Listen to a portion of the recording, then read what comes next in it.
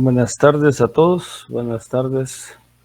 Vamos a iniciar la clase. Vamos a hablar un poco el día de hoy de política fiscal, cómo son las características por la política fiscal en Guatemala, porque esto no ha cambiado mucho. Tal vez el último año la única diferencia es el porcentaje en relación al Producto Interno Bruto, que ha aumentado, pero en general se ha mantenido esto.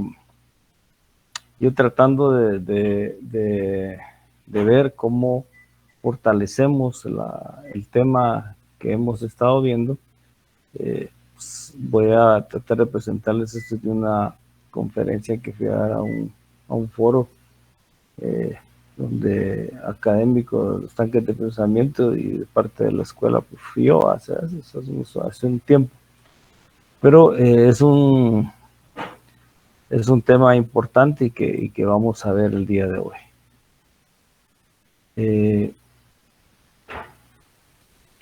Vamos a poner pantalla.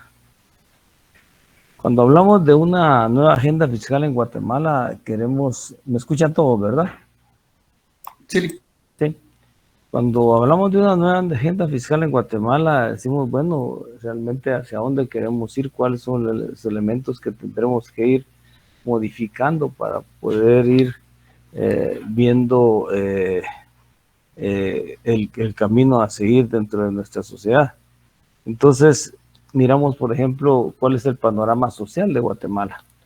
Y cuando miramos el panorama social de Guatemala, nos está diciendo entonces que la política fiscal en alguna medida no está cumpliendo con los niveles de redistribución de la riqueza, como se ha querido plantear en muchas oportunidades, ¿verdad? Entonces, si vemos, por ejemplo, este cuadro, y que es la última encuesta de la que se puede tener información como mucho más exacta.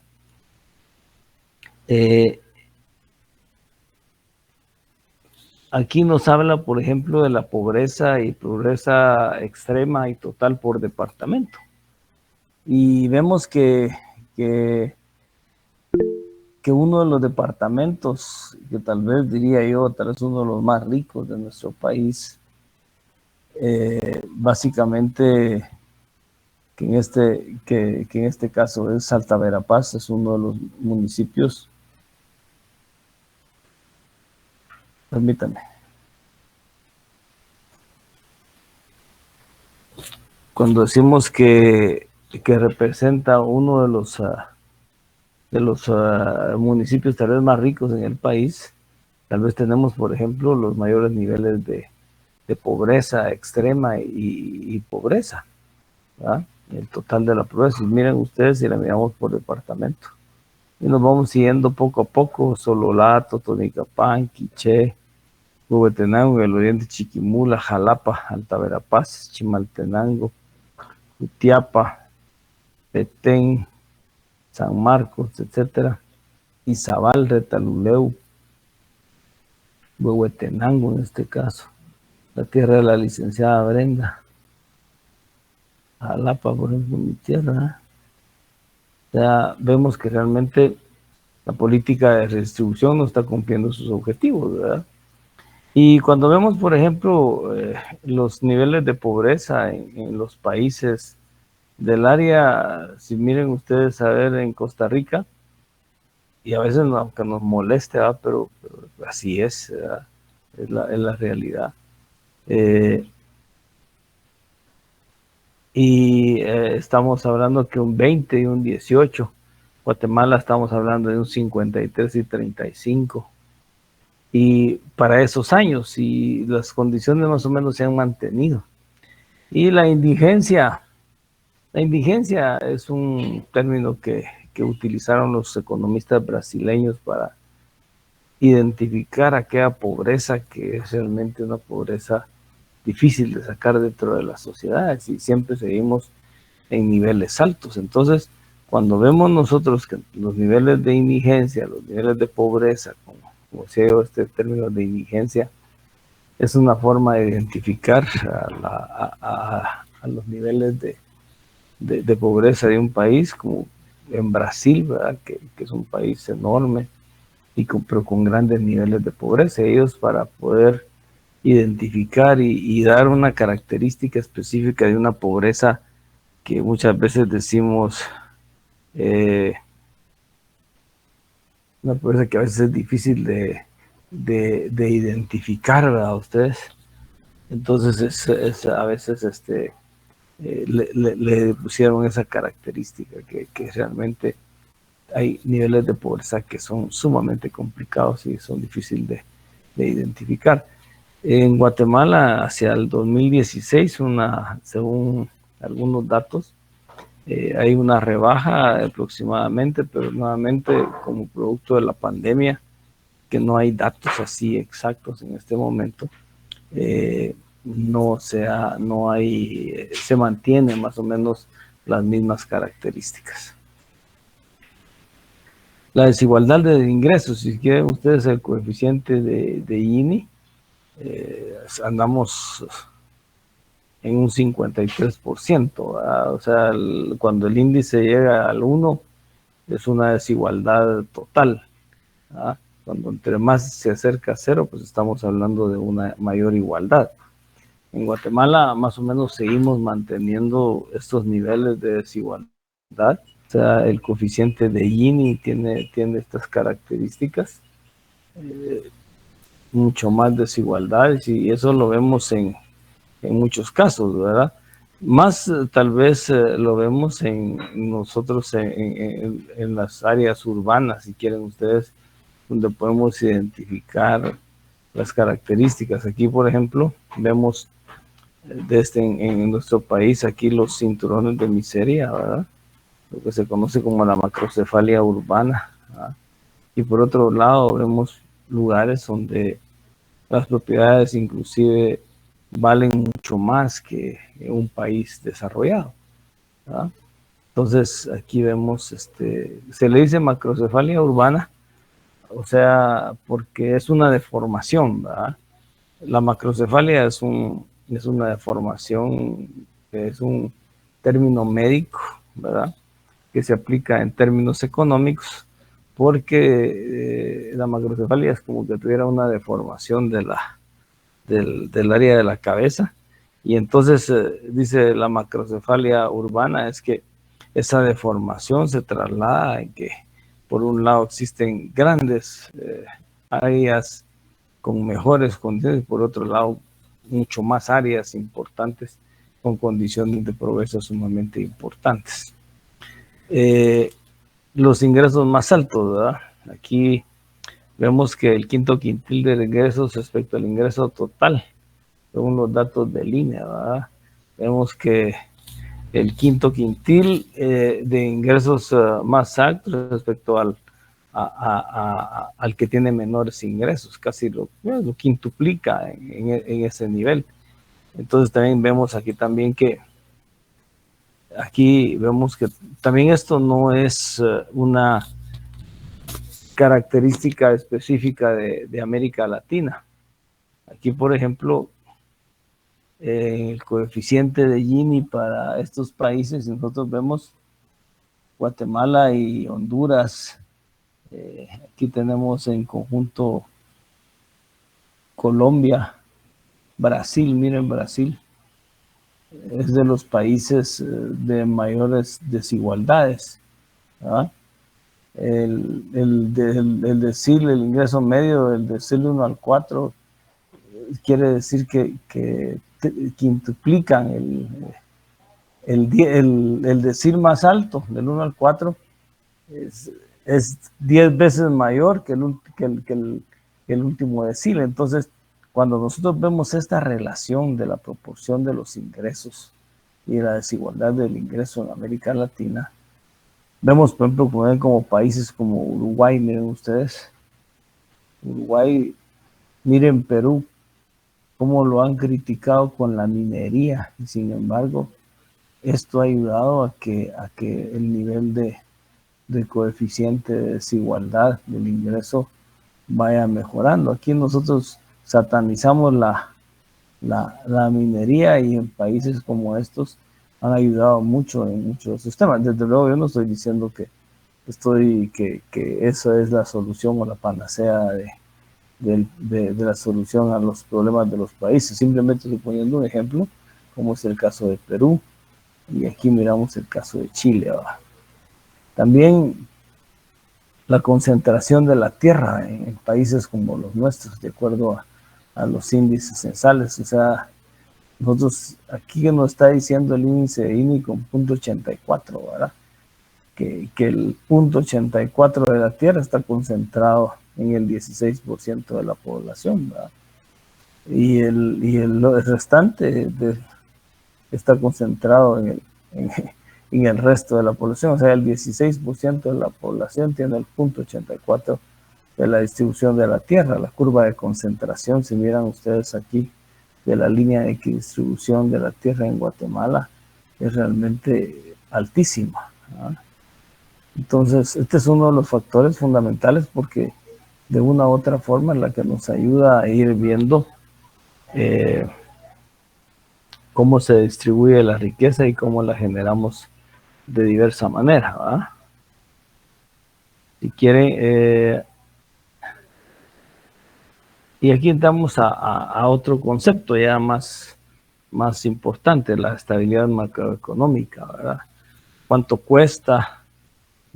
¿Cómo se refleja en el desarrollo humano? Nosotros siempre nos caracterizamos por estarnos,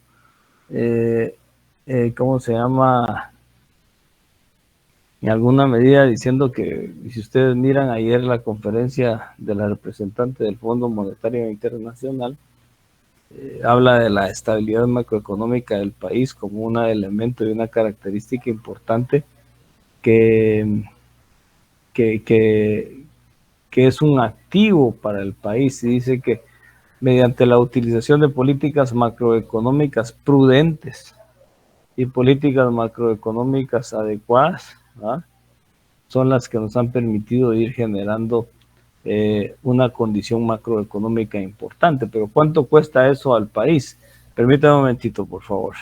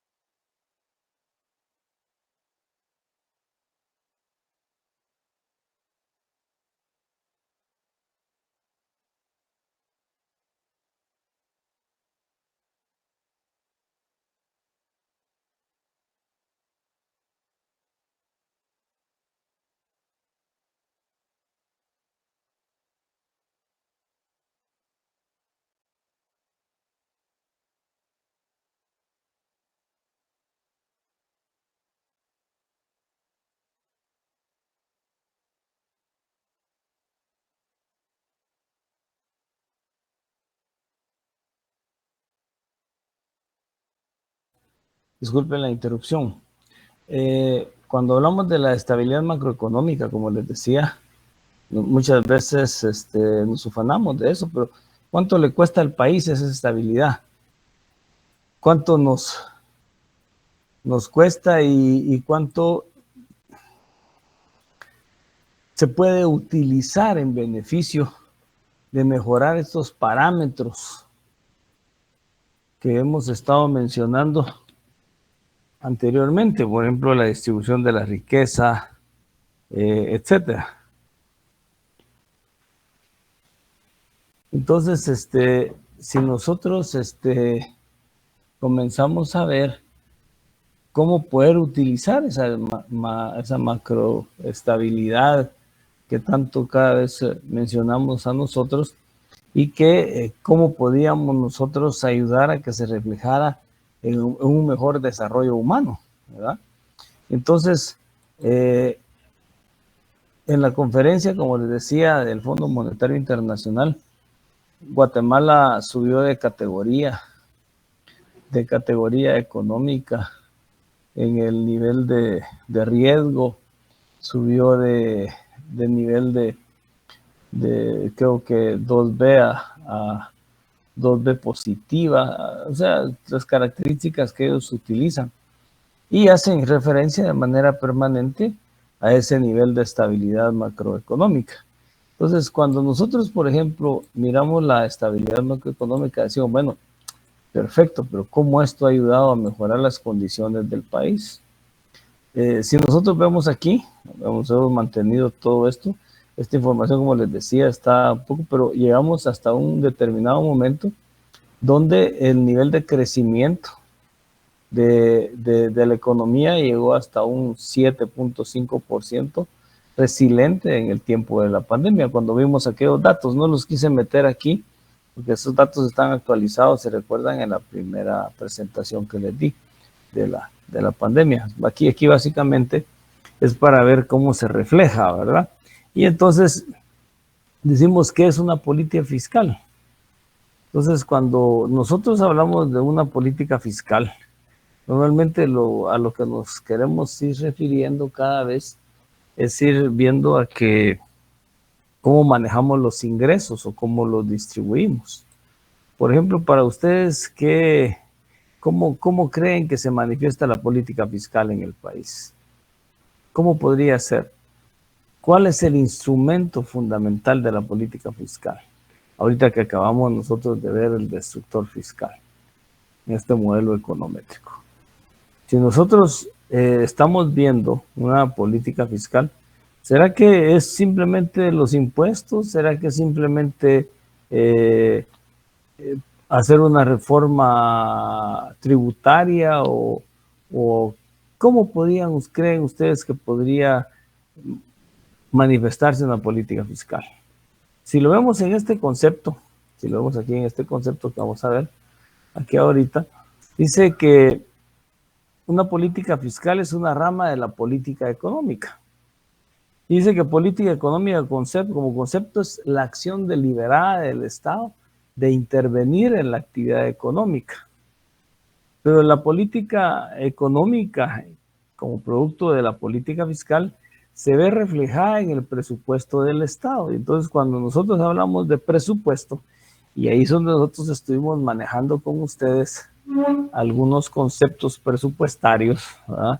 De cuánto podía incrementarse a esto, cuánto podía incrementarse a lo otro, cuál es el déficit fiscal, cuál es el déficit respecto al presupuesto.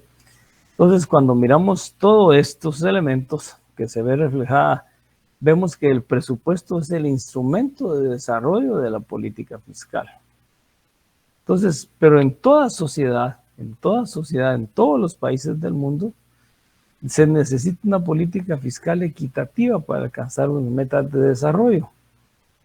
Y esas metas de desarrollo es, desde luego, producir los bienes públicos esenciales para el progreso humano. Y aquí es donde vemos nosotros que entra el concepto de fortalecimiento institucional, de las políticas institucionales que ustedes definieron, por ejemplo, en materia educativa, por ejemplo, a cuánto de esa política fiscal, de esa política económica que se refleja en el presupuesto del Estado, le vamos a dar a una actividad tan importante como es el proceso educativo, ¿verdad?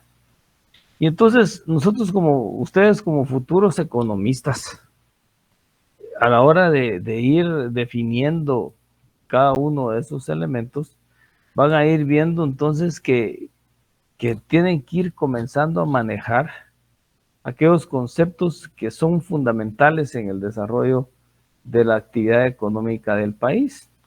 Porque cuando nosotros aquí solo vamos a mencionar algunos datos, no todos, pero cuando hablamos que en una sociedad necesita una política fiscal mucho más equitativa, y era lo que les decía, que no hubiera regresividad del sistema, sino una progresividad del sistema, ¿verdad?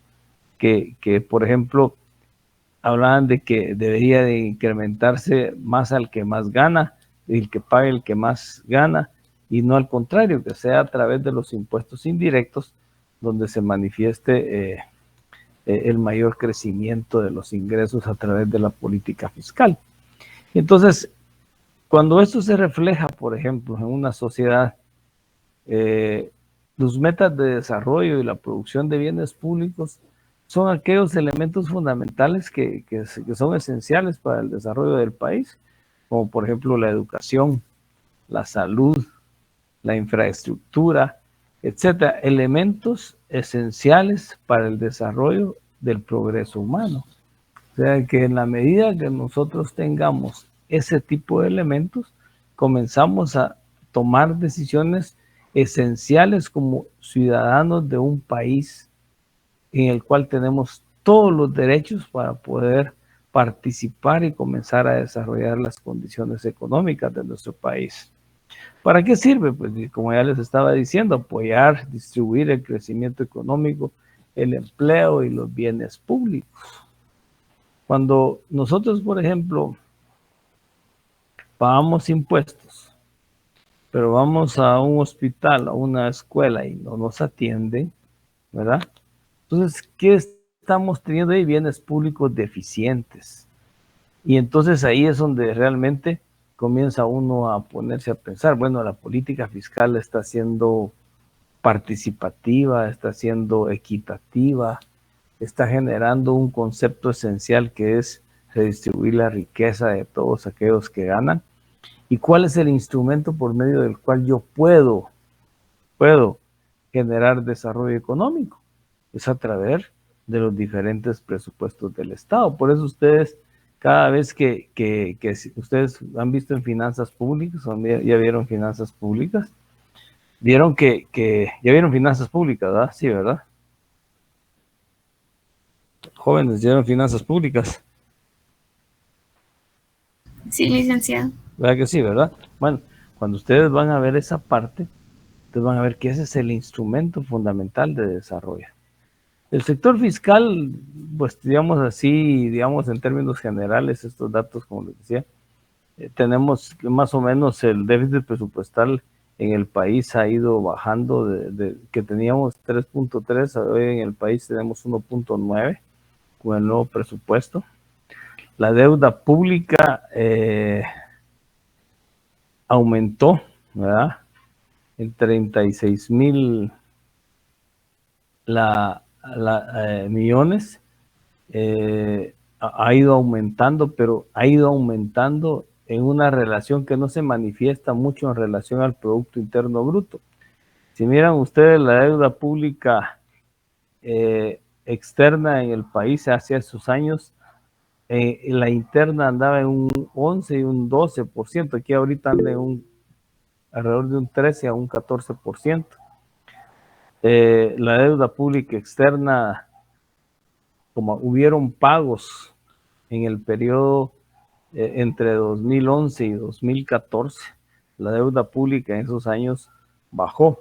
Sin embargo, hoy en la actualidad más o menos estamos en un 29%, 28% más o menos, 29% del Producto Interno Bruto. Entonces, cuando nosotros analizamos estos datos, estas cifras, por ejemplo, que se mantienen más o menos, bueno, lo primero que decimos, Guatemala es de los países menos endeudados del mundo. Aquí la distribuimos, en esta conferencia pues la distribuí y la expliqué por cómo se manifiesta en el déficit, cuánto eran los ingresos, etcétera. Una explicación mucho más amplia, ¿verdad? Pero aquí hablamos de una deuda pública interna y una deuda pública externa. La deuda pública interna, como ustedes saben, es la que se tiene a través de la emisión de bonos. Ustedes vieron esta semana que en menos de 3 días, dice, el país emitió bonos internos por 36 millones y se agotaron casi en un día, ¿verdad? Y sumado a eso, ahorita se está teniendo más o menos un incremento en deuda pública externa con organismos financieros internacionales que suman más o menos las características del crecimiento que va a tener la economía del país y por lo tanto sigue siendo una deuda importante, pero no tan fuerte como la que tienen el resto de países de América Latina, ¿verdad?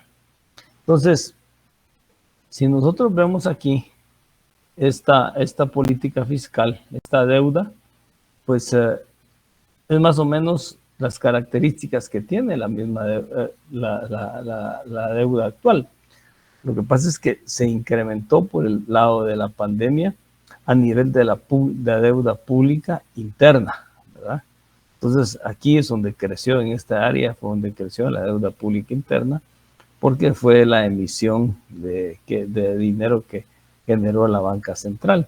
La deuda pública externa ha tenido pagos cercanos y eso en algunos años ha disminuido, pero son pagos que el país ya tiene presupuestados, están en el presupuesto, ¿verdad?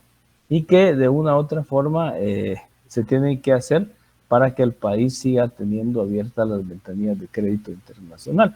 Casi cada año el país de deuda pública externa total en el presupuesto están presupuestados aproximadamente de 14 a 15 mil millones de quetzales.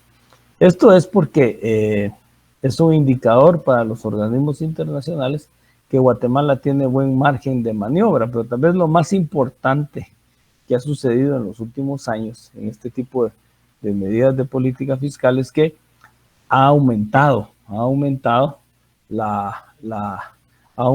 el nivel de recaudación en el país. Hemos sobrepasado por primera vez histórica la marca que se había hecho en el gobierno del presidente Berché, más o menos del 12 al 13%, 12 punto y algo por ciento del PIB, y hoy estamos rebasando un poquito más ese crecimiento de los impuestos, que era una de las preocupaciones importantes respecto a la deuda. Decía que el indicador del PIB ya no debería ser un indicador importante, sino la capacidad de pago que pueda tener un país y la capacidad de recaudación que pueda tener un país.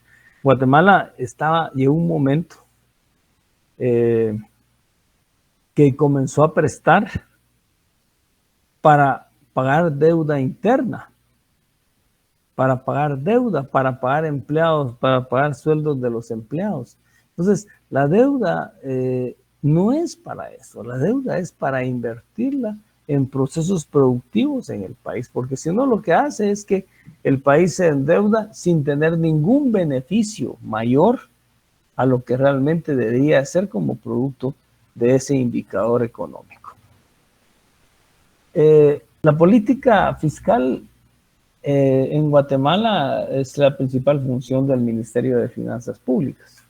Y como miramos nosotros en el destructor fiscal, a mí me pareció importante presentarles esta presentación por todo lo que habíamos visto. No lo había hecho en otros años, sino que me puse a pensar, a pensar cómo podíamos fortalecer lo que habíamos estado trabajando, ¿verdad? Cuando nosotros vemos la política fiscal, vemos que es la principal función que tiene el Ministerio de Finanzas Públicas, ¿verdad? Dice que es formular la política fiscal y financiera a corto, mediano y largo plazo en función de la política económica y social del gobierno, ¿verdad? Y algunos datos y metas que se mantienen de la política fiscal. Hoy esto lo sobrepasamos. En el periodo de 2012 al 2016 era alcanzar una carga tributaria superior al 11%. Y otro de los elementos es aumentar la proporción de tributación directa en relación a los ingresos tributarios. Significaba que llegara a un 35%. Ahora pregunto yo, a los que trabajaron, porque imagínense que les pregunte yo en el examen final, en el examen ahorita parcial a ustedes. Yo les pregunto, háganme un análisis, que les voy a poner unas preguntas directas. Háganme un análisis de acuerdo al destructor fiscal de estos datos, cuáles son los elementos fundamentales de la política fiscal en Guatemala, y les voy a poner algunos datos ahí. Y ustedes van a hacer un análisis. Cada quien, desde luego, ahí va a comenzar a poner sus opiniones y la experiencia que de una u otra forma pudo generarles el destructor fiscal, porque por ejemplo, miremos quienes trabajaron en el Ministerio de Finanzas. Ellos como Ministerio de Finanzas eran los responsables de la política fiscal. Por eso decía ahí en las instrucciones específicas que tenía que avalar el Ministerio de Finanzas. Y por eso es que muchos de ustedes tenían instrucciones específicas, porque cada uno juega un papel importante en la generación de esa política fiscal y su instrumento de desarrollo, que es el presupuesto público, ¿verdad? ¿Quiénes eran los del Ministerio de Finanzas? No me recuerdo. ¿Quiénes eran, Brenda? ¿Se recuerda usted? Aquí en este salón. Permítame, Lico, tendría que checar el listado. Bueno, no hay problema entonces, pero todos levantan la mano al mismo tiempo, todos quieren participar. ¿Ah? ¿Ah? Pero digamos, si nosotros vamos viendo todo eso, pues vamos a ver que esas son las metas como principales que debe tener la política fiscal, ¿verdad? Entonces, aquí nosotros, por ejemplo, decimos, bueno, si el Ministerio de Finanzas analiza que es fundamental a través de, porque el ministro de Finanzas es el presidente de la Junta Directiva de la Superintendencia de Administración Tributaria, y ellos plantean la política económica. Entonces, las metas de política fiscal para el periodo 2023-25, por decirles algo, será aumentar la carga tributaria a un 15% del Producto Interno Bruto, que sería tal vez lo histórico en este país, y que la proporción de la tributación directa, o sea, como producto de los impuestos directos, llegara a generar el 50%. ¿Ah? ¿Eso qué significa? Que el 50% de los productos, el 50% el 50% de los ingresos iban a ser, por un lado, de impuestos directos y el otro 50% de impuestos indirectos. Por ejemplo, Ronald, Cristian, Claudia y William René y Enrique Javier, que era el coordinador de la política fiscal. ¿Se recuerda usted, Javier, por qué ustedes estaban manejando un presupuesto o unos ingresos que no sobrepasaran alguna cantidad determinada?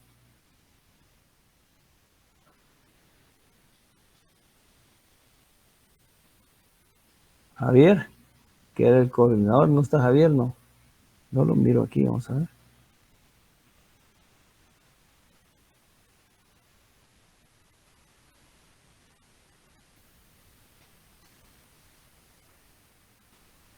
No está, pero ¿y William? ¿No está William por aquí que le gusta hablar? No, tampoco está. Tampoco está, ¿verdad? Solo se escondieron hoy, ¿verdad? A ver quién más está.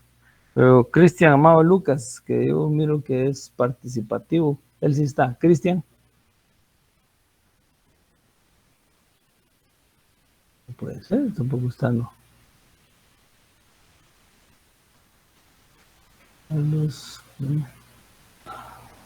Ya solo me queda Ronald. Ronald sí está, ¿verdad?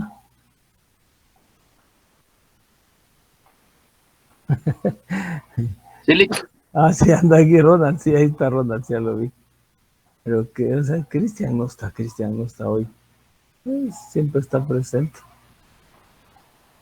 Si yo le preguntara, por ejemplo, en el examen a usted, como le tocó finanzas públicas, que me hiciera un análisis simple de cuál era la política fiscal o las metas tributarias de Latina, ¿qué me contestaría?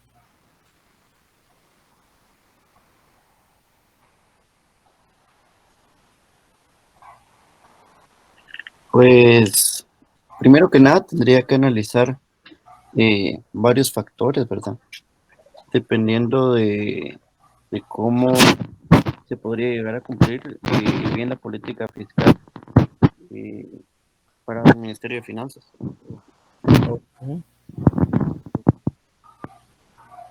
Gerson, vamos a ver. Edson, vamos a ver, Edson. ¿Qué me comenta Edson de la política fiscal? ¿Me podría volver a repetir la pregunta para tenerla más fresca? No, digamos, usted como si fuera, en su caso, fuera del sector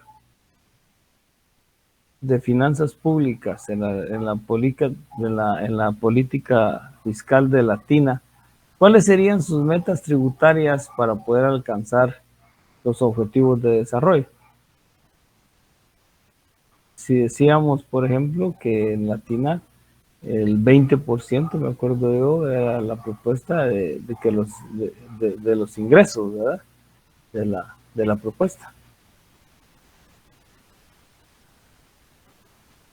Simplemente deme un dato, diríamos que se alcanzara un mayor crecimiento respecto al PIB, por ejemplo, ¿verdad? Ah, ya para Sí, la recaudación, dice. exactamente, sí. Pues principalmente derivado de los gastos en el incremento que se tuvo en todas las variables proyectadas en el destructor, se tomó en cuenta incrementar lo que fueron los suntuarios, ¿verdad? Que es donde más se podría tener captación, derivado que los impuestos directos no tenían que subir tanto. Ese era un elemento importante. Otra era para recaudar era la tasa impositiva para las empresas, ¿verdad? Correcto. Que era la tasa corporativa, ¿verdad? Eso, perdón. Sí, la tasa corporativa, porque esa base de las ganancias, ¿verdad? Que obtienen las empresas y que es donde principalmente se podría subsidiar un poco la deuda para que no caéramos tanto en deuda, se podría decir externa. Fue como lo miramos nosotros, provocando así que nos enfocáramos más en los bonos del gobierno, ¿verdad? Correcto. Para mantener 2 vías de ingreso, ¿verdad? Exacto. Por ejemplo, aquí miramos esto, vamos. También la política fiscal tiene que mejorarse en relación al gasto, pero vamos, cuando nosotros hablamos del gasto y la política fiscal, aquí lo que tenemos que decir nosotros es que debemos de lograr un incremento del gasto, pero no un gasto per se, sino un gasto que sea mucho más eficiente. Yo les decía que una forma de medir la participación del Estado en la actividad económica se mide a través del gasto, ¿verdad? Y entonces mirábamos nosotros que el gasto en relación al Producto Interno Bruto en Guatemala es uno de los más bajos de América Latina. Salvador anda en un 23%, nosotros en este momento nos estamos más o menos en el 14 al 15%. ¿Ah? Por otro lado, en los acuerdos de paz y todo lo que se plantea que el gasto en educación, salud y vivienda pues sea mayor al 5% del Producto Interno Bruto. En educación creo que estamos llegando casi al 8, al 9%, y en salud no pasamos de un 3% del Producto Interno Bruto. Y en salud llegamos a tener el 1.5% al 2% del Producto Interno Bruto. Cuando, por ejemplo, Canadá, Estados Unidos, España, Japón, solo en el tema de salud, su presupuesto anda en un 20% del Producto Interno Bruto. Y si hablamos de educación, anda como en el 30 al 35% de su Producto Interno Bruto. Son los que más gastos se llevan. Claro, en países donde la industria militar es importante, representa más o menos el 20% de su Producto Interno Bruto, ¿verdad? Pero digamos, en Guatemala no tenemos, creo que estamos alrededor de un 1 o 2% del Producto Interno Bruto. Alcanzar un nivel de gasto de capital no menor del 3.5% del PIB, porque es más o menos la estructura de crecimiento que podríamos tener nosotros de la economía, ¿verdad? Lograr una tendencia creciente, como lo hemos visto nosotros en el tema, que no alcance un nivel mayor al 2% del Producto Interno Bruto, ¿verdad? Y este es un tema que ahí está, lograr un nivel de deuda pública, que eso sí lo tenemos, que la deuda pública, si tal y como la vimos aquí, la dividimos, miren aquí ustedes la pueden ver, la podemos ver, no sobrepase el 29 al 30% del Producto Interno Bruto. Se podrían ser algunas de las metas, de algunos de los elementos fundamentales de la política fiscal, que desde luego cuando ustedes la definen, la orientan y la comienzan a desarrollar, pues comienzan a hacer no simplemente decisiones de lápiz, vamos a poner tanto, sino hacen un análisis de las proyecciones de ingresos, hacen un análisis de las proyecciones de los futuros planes de trabajo a corto, mediano y largo plazo. Y esto es uno de los elementos por qué la política fiscal está muy relacionada con el Ministerio de Finanzas Públicas. Somos de los pocos países en el mundo, si no diría tal vez el único, donde no hay donde la política fiscal se maneja diferente a la planificación. Aquí primero presupuestamos y ahí hacemos los planes. O sea, nos dicen el techo presupuestario para el presupuesto del siguiente año va a ser de 140 millones, por decirlo, 140,000 millones de quetzales. Sobre eso yo comienzo a planificar. Sobre esos elementos yo comienzo a planificar. Y entonces nos dan primero el techo y después planificamos, cuando debería ser lo contrario. Miren, al sector educación, yo en un periodo de 10 años voy a hacer una proyección de crecimiento de su presupuesto hasta llegar a conformar el tanto por ciento del Producto Interno Bruto. Tantos recursos para esto, tantos. Entonces, esa es una de las deficiencias fundamentales que nosotros tenemos respecto a la política fiscal. Gracias.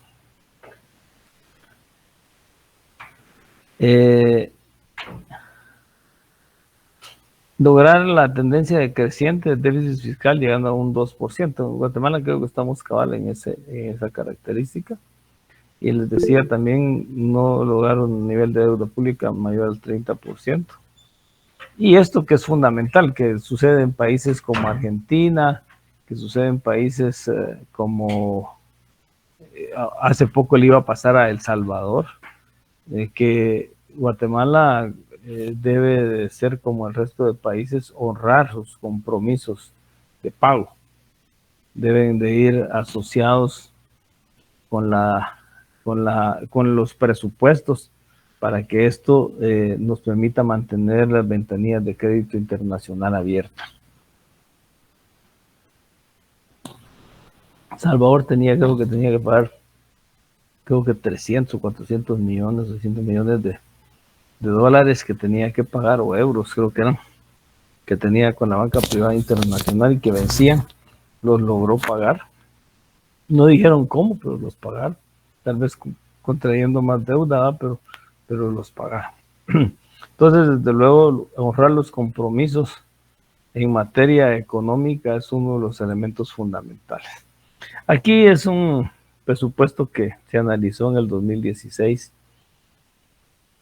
Los datos del presupuesto del año pasado todavía no están. Los de este año dice que es el presupuesto más grande. ¿Cuánto es el presupuesto de este año? ¿Alguno de ustedes lo sabe? Ustedes son economistas, mucha. ¿Cuánto es el presupuesto de este año? ¿Alguno que lo diga?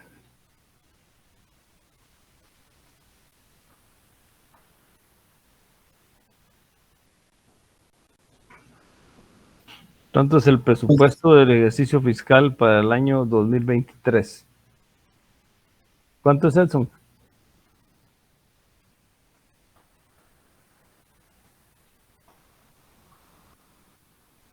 Con el voto de 114 diputados aprobaron el presupuesto ese. Porque es el instrumento de desarrollo de la política fiscal. Licenciado, sería de... ¿Sí? Sería Bien. de 115.443 Sí, millones, 147. 737.000 quetzales. correcto, así es. Todos comienzan a decir que es el presupuesto más grande de la historia. Ustedes miran a la prensa decir, ¿verdad? El presupuesto más grande de la historia. Sin embargo, es uno de los presupuestos cuando ustedes analizan que se está financiando mucho más con recursos internos, con recursos internos.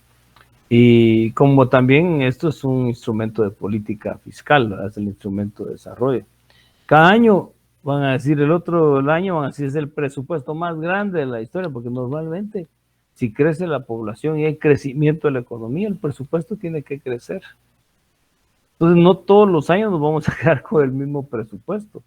Los ingresos, dicen, bueno, los ingresos crecieron en tanto por ciento, pero el crecimiento natural de los ingresos es el crecimiento natural de la forma de cómo crece el Producto Interno Bruto, ¿verdad? Ese debe ser el crecimiento natural de los impuestos, ¿verdad? Por ejemplo, en este año que se analizó esto, el presupuesto estimado era de 70, ahí está todo el gasto social en educación, etcétera. Yo porque iba específicamente por unos temas, pero si miramos, por ejemplo, en el 2016, el presupuesto de salud era de 5.531 millones, o sea, el 7.81 del presupuesto del Estado. Y miremos cómo se divide el presupuesto. Si miren usted, el 65% del presupuesto es funcionamiento. El 17% es inversión y el otro 17% es deuda pública. O sea que ahí estamos viendo cómo se da de ese funcionamiento, como estábamos viendo nosotros en el destructor fiscal, y esto ya es un caso específico para Guatemala.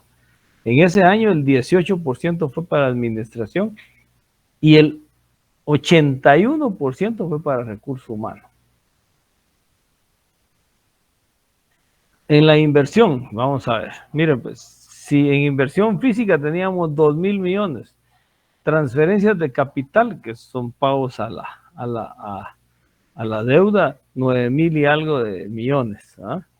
Y, perdón, transferencias también, ahí están metidas también todas las transferencias que se hacen a las municipalidades y todo lo demás. ¿Verdad? Y el gasto, el gasto social, solo saqué estos dos elementos del gasto social. Hoy salud anda como por 10.000 millones, educación anda como por los 18.000 millones, y vivienda es uno de los temas pendientes en el país, creo que se mantiene casi en ese nivel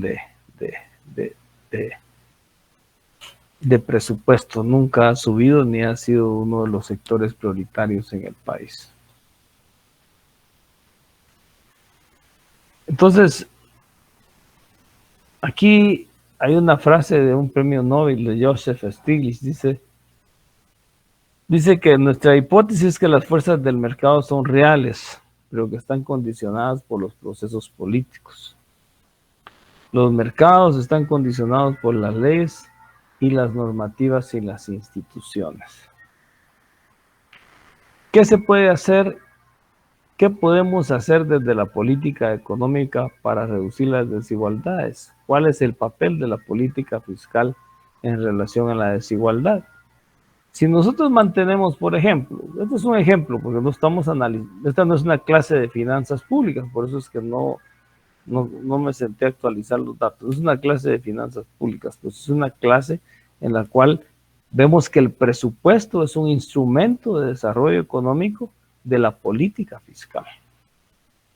Pero si nosotros con este nivel de inversión del 17%, cuando la inversión física únicamente representa en carreteras, estructuras, 3.20 del porcentaje del presupuesto y el 0.44 del Producto Interno Bruto, o sea, ni el 1% del Producto Interno Bruto nosotros invertimos en carreteras, en infraestructura, en inversión física que deje activos para el país.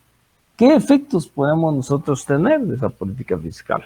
Entonces, siempre tenemos que ir viendo nosotros que como instrumento de desarrollo es importante ir analizando cuáles son nuestros sectores prioritarios y que son fundamentales para el desarrollo de los países.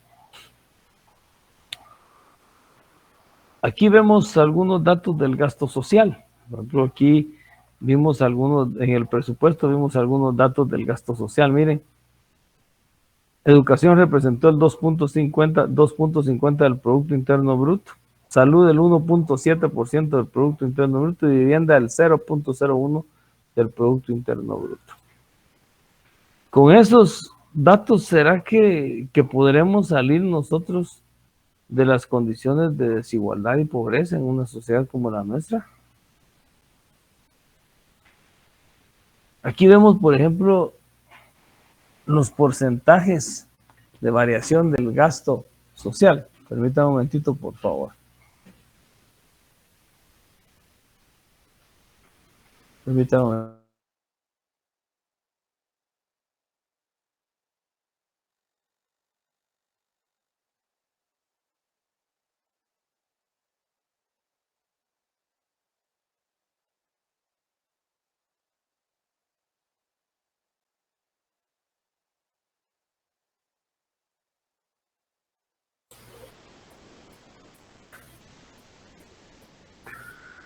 Entonces, si nosotros vemos aquí el gasto social en Latinoamérica, si vamos viendo los niveles en relación al Producto Interno Bruto, ahí miremos el caso de algunos países que son, digamos así, como les dijera, como tal vez los que más invierten en gasto social. Miremos Argentina, miremos, se mantuvo, pero miremos Guatemala, 8, 7, 7, 7. La variación porcentual ha ido bajando hasta que subió en el 2013 y en el 2014. Entonces, si vemos nosotros estos datos, el gasto social en Guatemala realmente es bajo. Nicaragua, México también tiene un gasto, no tiene totalmente todos los datos, pero miremos Cuba en gasto social representó uno de los niveles más altos, con variaciones porcentuales importantes por producto de la crisis que viven de manera permanente en cada uno de esos países por el bloqueo y todo lo que sucede. Genera mayor gasto social, pero pues no tiene mucho crecimiento económico. Entonces ahí también es una variante que también es importante, que hay que analizar, ¿verdad? Esos son algunos de los datos que pudiera yo compartir el día de hoy. La eficiencia en la recaudación fiscal. Dice que normalmente no se logra una mayor eficiencia en los crecimientos. Hay este economista, Thomas Piketty, es un economista, si ustedes lo han oído, es un economista que hizo un análisis de los últimos 100 años de crecimiento de las recaudaciones fiscales en Europa y parte del mundo. Y nos dice que todas las experiencias históricas sugieren que con un 10 a un 15% del ingreso nacional de recaudaciones fiscales es imposible llegar allá más de las funciones tradicionales de la soberanía. Si se desea que la policía y la justicia funcionen correctamente, no queda casi nada para financiar la educación y la salud. Piketty, cuando hace un análisis histórico, nosotros leímos ese libro el año antepasado con los estudiantes, el año de la pandemia fue que leímos Piketty. Leímos Piketty, ¿no fue con ustedes, Brenda? No leímos Piketty, ¿verdad?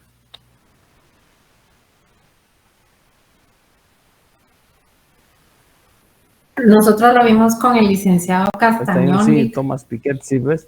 Nosotros leemos Piketty, y Piketty da un repaso histórico sobre eso. Nosotros en el curso leímos completamente el libro de Piketty. Entonces hicimos, creo que 5 comprobaciones de lectura. Es grande. Ya me mataban los estudiantes, pero después les ayudó bastante. Entonces dice que con un 10 a un 15% de los ingresos en las recaudaciones es imposible que un país se desarrolle. ¿Y cuánto tiene Guatemala? Miremos en estos stats la carga tributaria.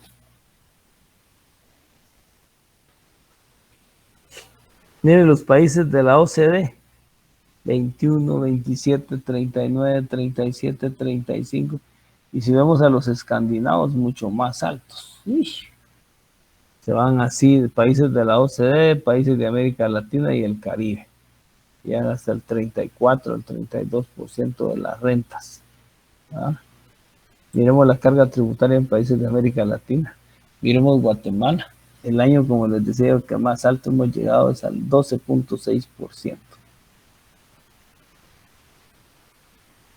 ¿Y qué nos dice Piketty cuando hace el análisis? Dice, todas las experiencias históricas sugieren que con un 10 a un 15% del ingreso nacional de recaudación es imposible llegar mucho más allá de las funciones de soberanía tradicionales. O sea, un poquito de educación, un poquito de salud, un poquito de seguridad, etcétera.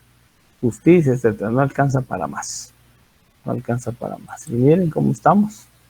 La carga tributaria en América Latina. Y aquí está el caso de Guatemala. Y no hemos subido arriba del 12%. Lo que sucede es que el nivel de ingresos es mayor ahora porque el nivel de crecimiento es mayor, es natural. O sea, es un crecimiento natural. Tal vez uno de los factores que ha ayudado y que ha mejorado el ingreso ha sido la factura electrónica, que ha mejorado que no haya evasión. Pero la estructura tributaria, la regresividad del sistema todavía la mantenemos. Mantenemos que la mayor cantidad de ingresos tributarios es a través de los ingresos indirectos.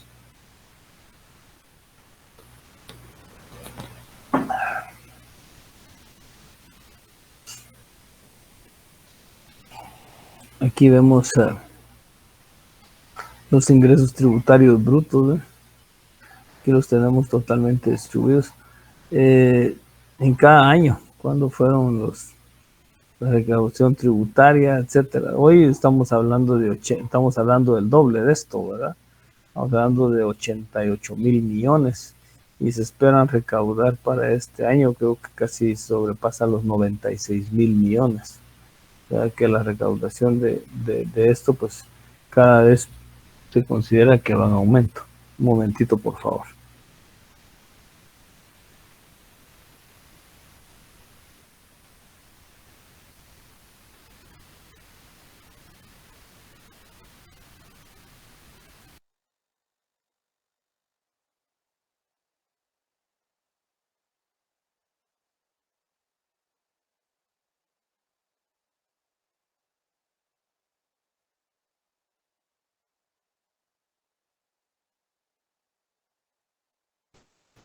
Perdón, pero tenía una llamada de la facultad. De las autoridades, les dije que estaba dando clase. Entonces vamos aquí. Voy a compartir. Yo les voy a transferir todas las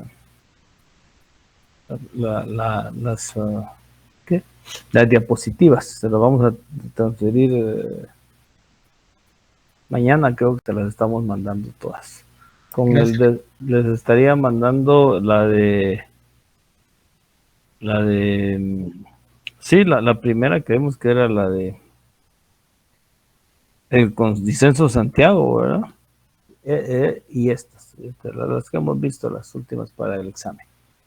Dice también Piketty, yo tomé estos, una elección posible en relación a los presupuestos públicos es pagar mal a todo el mundo,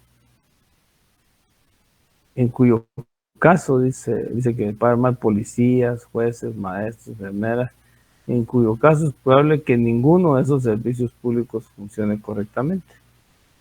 Esto puede llegar a un círculo vicioso en la medida en que la mediocridad de los servicios públicos contribuye a destruir la confianza del Estado. Aquí ha sucedido varios factores. Aquí en Guatemala, lamentablemente, la polarización política en los últimos años ha llevado a la criminalización de la función pública.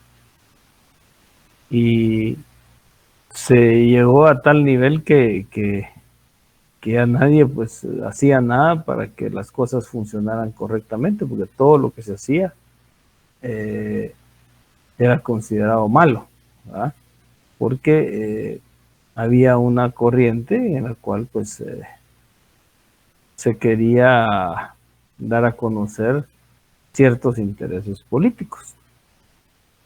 Eso no puede ser posible. Y dice que esto puede llevar a un círculo vicioso en la medida que la mediocridad de los servicios públicos contribuye a destruir la confianza del Estado. Cada vez había menos confianza. Lo que a su vez se vuelve más complicada la utilización de los recursos fiscales importantes. El desarrollo de un Estado fiscal y social se vincula íntimamente con el proceso de construcción del Estado a secas. O sea, tenemos que buscar la construcción de una sociedad, de un Estado mucho más eficiente que responda a las necesidades que demanda la sociedad, los compromisos que tiene la sociedad. Y lo que hacemos es que deuda pública más deuda, aquí la vemos, todos los años va aumentando en relación al crecimiento del Producto Interno Bruto, ¿verdad? Aquí también vemos que el financiamiento del presupuesto como parte del Producto Interno Bruto, pues en los últimos años ha ido disminuyendo en relación a este tipo de factores del déficit presupuestal. Hoy se mantiene más o menos en un 2%, ¿verdad? En el 2010 llegamos a un 3.3 porque cada vez el presupuesto era insuficiente, no se recaudaba lo insuficiente. Entonces, ¿cómo se generaba? ¿A través de qué? A través de deuda, ¿verdad? Entonces, hoy ha crecido el nivel de recaudación, por lo tanto, pues ha mejorado los niveles presupuestales del déficit, ¿verdad? Uno de los elementos también que son fundamentales ver aquí es la ejecución del presupuesto público. ¿Cuál es normalmente, como producto de esta situación que plantea aquí Piketty, los presupuestos públicos casi nunca se ejecutan en un 100%. Siempre quedan recursos disponibles que no se ejecutan y que son trasladados al ejercicio fiscal siguiente. Siempre se quedan con deudas que lo pagan con el siguiente presupuesto y al final presupuestan mal, porque hay instituciones que pasan hasta 6-7 meses sin poderle pagar a sus empleados porque presupuestaron mal algún renglón presupuestario y se les agotó y a veces transferencias dentro del grupo cero son prohibidas por la ley. El grupo cero es el grupo de gasto cero que ustedes aprendieron en finanzas públicas, ¿verdad? Y entonces estos montos pues a veces no se ejecutan en su totalidad, ¿verdad?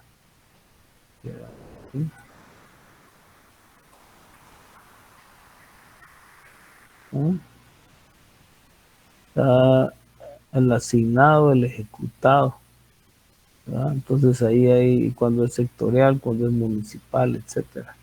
Cuando se ejecuta la inversión pública, aquí se ejecutó únicamente el 25% de la inversión pública. Se solicitaron 16 millones, se asignaron 5,000 y se ejecutaron 1,000 millones, o sea, de lo asignado se ejecutó únicamente el 25%. Los CODES de lo asignado únicamente ejecutaron 32%. Las municipalidades ejecutaron el 40% y los sectores sectoriales el 16%. O sea que cuando nosotros vemos esto, significa que se le da la plata, pero no la logran ejecutar por la deficiencia que, como decía yo, tenemos un Estado grande, pues sumamente ineficiente. Entonces, ¿qué necesitamos nosotros para realmente mejorar la política fiscal y los instrumentos de desarrollo de la política fiscal? Primero, pues es importante, como les decía yo, cuando hablábamos del destructor y mirábamos los diferentes actores que se manejaron en el destructor fiscal, siempre debe haber diálogo entre los sectores, ¿verdad? No podemos tomar nosotros decisiones porque en esas decisiones siempre vamos a afectar a alguien. Siempre se va a afectar a alguien. Entonces, siempre es importante llegar a consensos, a acuerdos, y por eso es importante. Por eso, otro lado, es que debe haber una agenda incluyente de los sectores, los diferentes sectores de la sociedad, ¿ah? Y desde luego, pues pensar en que es necesario hacer eficiente el Estado, es necesario trasladar recursos a aquellos sectores que más lo necesitan y disminuir a aquellos que no lo necesitan, ¿verdad? Hay que hacer nuevos planteamientos desde la academia, pues, en este caso desde los tanques de pensamiento, las universidades y la sociedad en su conjunto. Y desde luego esto debe responder a una reforma integral que debe de establecerse en el país para que realmente la política fiscal sea un instrumento fundamental para reducir la desigualdad, la pobreza, y que el presupuesto sea un instrumento de desarrollo efectivo para el beneficio de todos los guatemaltecos, que cada día estamos esperando pues que mejoren las cosas. Por otro lado, decíamos también que debe haber una congruencia en el presupuesto general de ingresos y egresos con las metas del marco fiscal a mediano plazo. Si bien debemos de endeudarnos, no debemos de gastar los recursos de manera innecesaria, ¿ah? No debemos gastar los recursos de manera innecesaria, sino que debemos de gastar los recursos de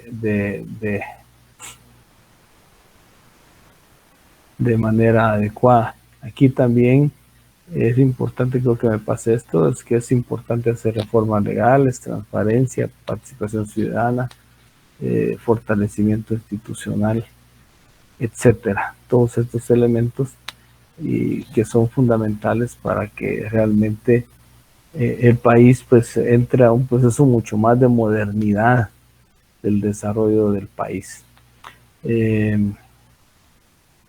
La congruencia con el presupuesto general de ingresos y egresos, las metas del marco fiscal a mediano y largo plazo. Es con esto, pues, nosotros, lo que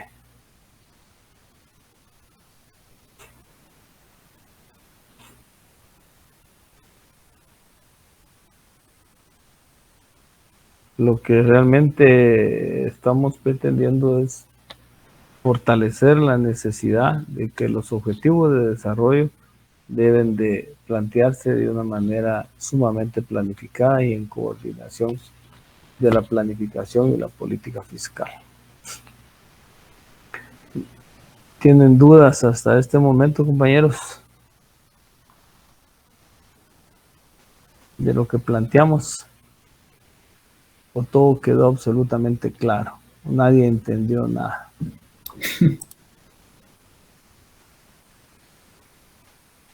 ¿Todo está bien? Sí, Carlos. Buenas noches. ¿Cómo lograríamos hacer algún día esta propuesta que se lleve a cabo? ¿Será que influye mucho la determinación de un buen presidente o buenas autoridades?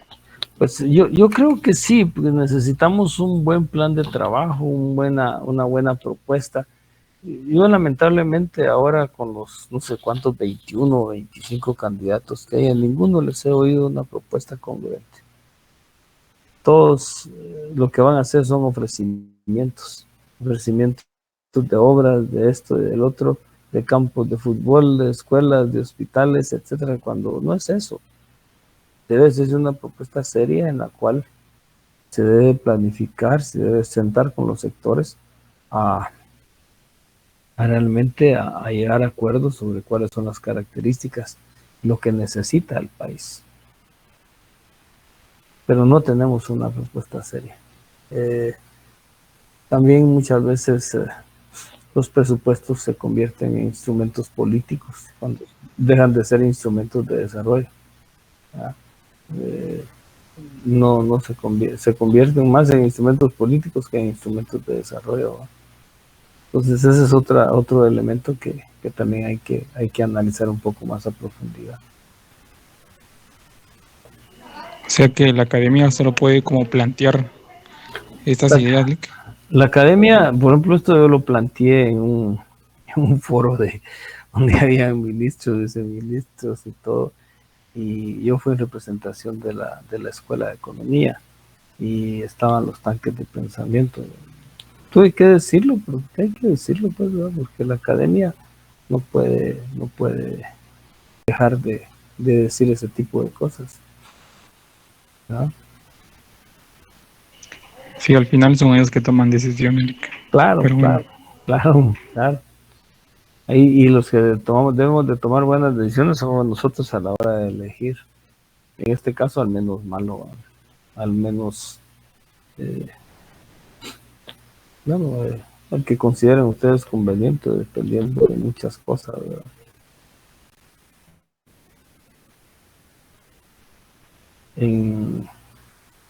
En materia ideológica, en materia económica, el país en los últimos 5 años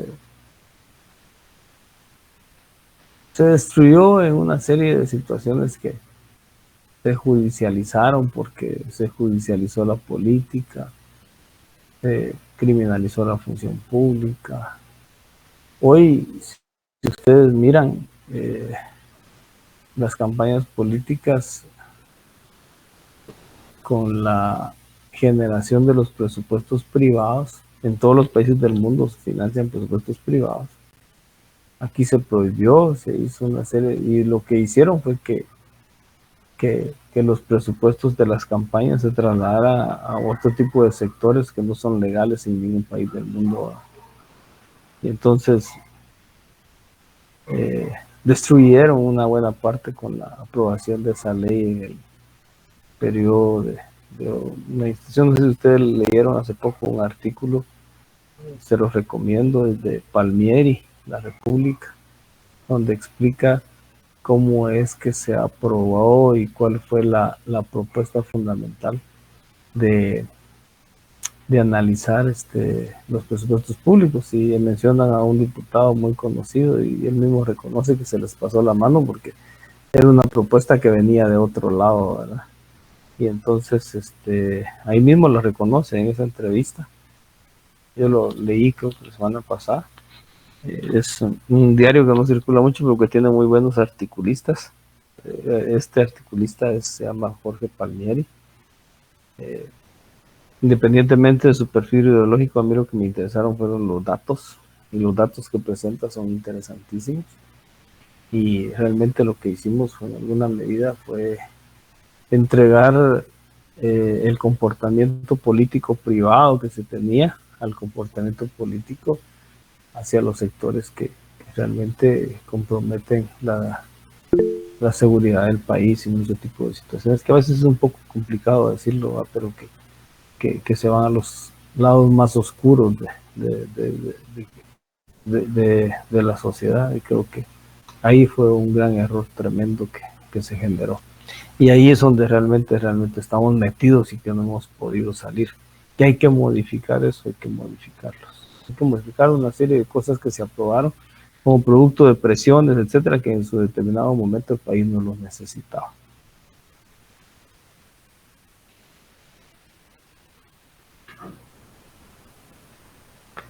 para ejecutar, por ejemplo, en ese entonces ejecutó la nueva ley de licitación, ley de compras y contrataciones, le llaman. A la pucha. Le requieren como 10,000 pasos para ejecutar y como un año para que salga una licitación, cuando debe de hacerse de manera entre más complica uno, más lo hace, más le pone trampas a la cosa para que las cosas se hagan mal. Entre más simple es mucho más sencillo, ¿verdad?